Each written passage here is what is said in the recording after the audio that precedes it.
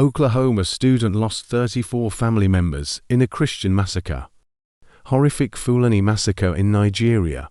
Pregnant woman and twins killed as Christians cry out for help.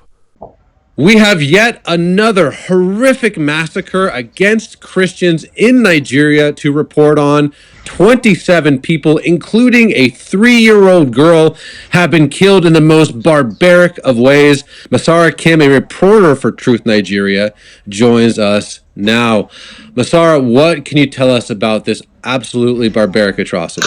Yeah, so on the in the early hours of yesterday, that's July the 14th, a group of terrorists shouting Allahu Akbar on a long convoy of motorcycles, estimated by locals to be between 30 to 40, swarmed the peaceful town of Bindi, located about 35 miles southwest of Jos, the capital of Plateau State, killing at least at the moment 27 people that have been identified, majority of whom were burned alive in their homes, including a 3-month-old baby and a 3-year-old baby. In my report for Truth Nigeria, I mentioned the 3-year-old victim without realizing that as I left, the body of a 3-month-old baby was also identified, and the search has continued with many more members of the community, many more residents still unaccounted for at the moment. Burned alive? What do you mean? They were trapped in their house? I mean, what exactly? Oh, I don't even. Oh. As a father, this is disgusting. But what can you tell us about that detail? Burned alive. What do you mean? Yeah, so these terrorists swarmed communities, broke into homes, and literally poured gas. They poured fuel on the sleeping residents and set the houses on fire. I mean, a local pastor who spoke to us, I shared his photo with you, said he was hiding in a goat room just within his compound of 2 brick buildings when they broke into his flats, where 9 members of his family were sleeping, and he could literally hear them screaming and shouting for help, but absolutely no one could come to their help, because the terrorists, more than 30 of them, had swarmed the compound. Some of them had gone into the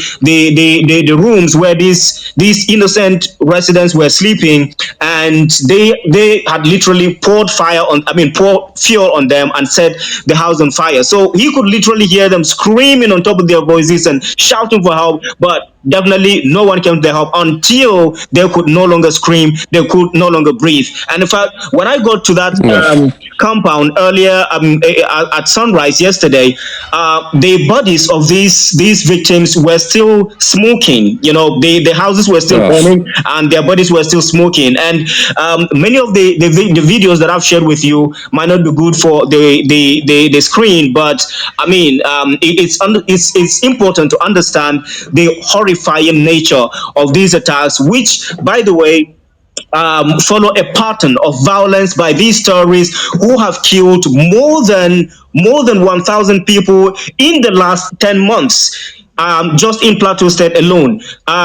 Genocide deniers again would like to say that no, this is just another instance of sedentary farmers clashing with semi-nomadic herders who happen to be members of the Fulani ethnicity. But no, this attack happened and started from 3 a.m. and lasted up to 5 a.m. Nobody was in their farm. Nobody was clashing with anybody. Nobody was, in fact, these innocent babies and women and children that were hacked down and burned alive on their beds. They were nowhere at a place where, you know, that qualifies as a battleground or battlefield that, you know, one can say, oh yes, this was a clash. And even if there is anything like a clash going on, what clash happens at that time of the night. And in fact, it was these terrorists who came to the residence of these Christians, one, and then they hacked down and burnt several people, including innocent babies, who, by the way, don't even have any understanding of any situation whatsoever. Neither do they have any strength and even the charisma, the strength to carry any weapon and go into battle. So, of course, this is just pure genocide targeting chiefly and exclusively Christians, whether you are a genuine Christian or not. As long as you identify as a Christian, you are slaughtered. And this pastor that I mentioned, by the way, said he heard them celebrate, shouting Allahu Akbar, saying to themselves in the Hausa dialect, "We have conquered the infidels. We have conquered the infidels," as they broke down the door of the church, which faces the compound, and smashed musical instruments, smashed Bibles, smashed the pulpit, smashed chairs and everything else that they could find, while celebrating their victory against who? Against the Christians. They went through and passed several Fulani and Muslim communities and did nothing to them. But when they got to this Christian community, they massacred people and retreated unchallenged into the surrounding mountains. And as I speak with you, residents still tell us that they could still see signs of these terrorists lurking around, possibly planning another attack.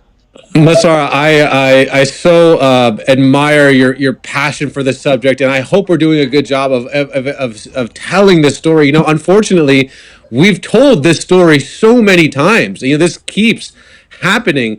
And that's the really frustrating part is, you know, this isn't a war where a bomb gets dropped and, you know, there's civilian casualties. This is systematic extermination. And I mean, using machetes to hack people to death, set people on fire using gasoline. This is ethnic cleansing. This is genocide at the most. This is the definition of that. And I know I'm getting frustrated. You're frustrated. I'm sure people watching this are frustrated. There's just crickets in the world. I mean, maybe someone will say something every once in a while, but you know, it's for the most part, this story gets ignored. Again, I pray that we don't have to do another story like this, but I'm sure we will. But Massacre, in closing, again, you've done this a time and time and time again. I can feel your frustration. I share it, my brother. Absolutely. What do you want the West to do? What do you want the United States to do? The same energy that has been applied on the Iran-Israel war, the same energy that is being applied on the Ukraine-Russian war should be applied on the Islamic jihadist terrorist attacks on Christians in Nigeria. The plan is to annihilate the Christian populations and take over Africa's most populous country, starting with the largest Christian states of Plateau and Benue, and of course expanding to other parts of the Middle Belt and the entire country, with the aim of capturing the entire African continent as the beginning, or at least the part of the first step toward conquering the entire world. So the West, President Trump needs to step up to this. 5 years ago, he made a bold statement by asking the former president of Nigeria, Muhammadu Buhari, why are you killing Christians in Nigeria? And that helped a lot to reduce some of the atrocities and the violations, even by the Nigerian authorities. You know, and of course, as he went further to impose a CPC level. But after President Trump, Joe Biden came and lifted that sanction, and the atrocities have continued to mount and escalate. President Trump needs to do something as a lover of humanity, as a lover of religious freedom, as a lover of human rights, as a lover of Christians, to make sure that these attacks are stopped. And beyond that, Christians all over the world need to pray and rise up in solidarity with Christians in Nigeria and support in any way that they can. You can as well support through any non-profit of your choice. At the moment, I don't know any better profit than Equipping the Persecuted, which is doing, which has boots on the ground and is helping, thousands of Christians. But again, you can choose any platform to reach out through. You can pray, you can send, use clothing, use items, household items that you have no need of, and you can pray, and you can also raise a voice to mount pressure on the Nigerian authorities to stop these atrocities. Masar Kim, thank you for your time, my friend. Thank you. Thank you for always standing with us and giving me a voice. Where is justice? Nigeria, one of the most dangerous places to be a Christian, has once again witnessed an unspeakable atrocity. In the heart of Benue State, Fulani extremists launched a brutal attack on the village of Yelewata, slaughtering innocent Christians, including a pregnant woman whose unborn twins were savagely ripped from her womb. Families were burned alive, and worshippers, farmers, and students were massacred, while government forces stood by. As the world debates politics, Nigerian believers cry out for justice, safety, and freedom to live out their faith. This isn't just a story, it's a wake-up call to the global church to pray, to act, and to remember those appointed to destruction. Proverbs 31:8-9.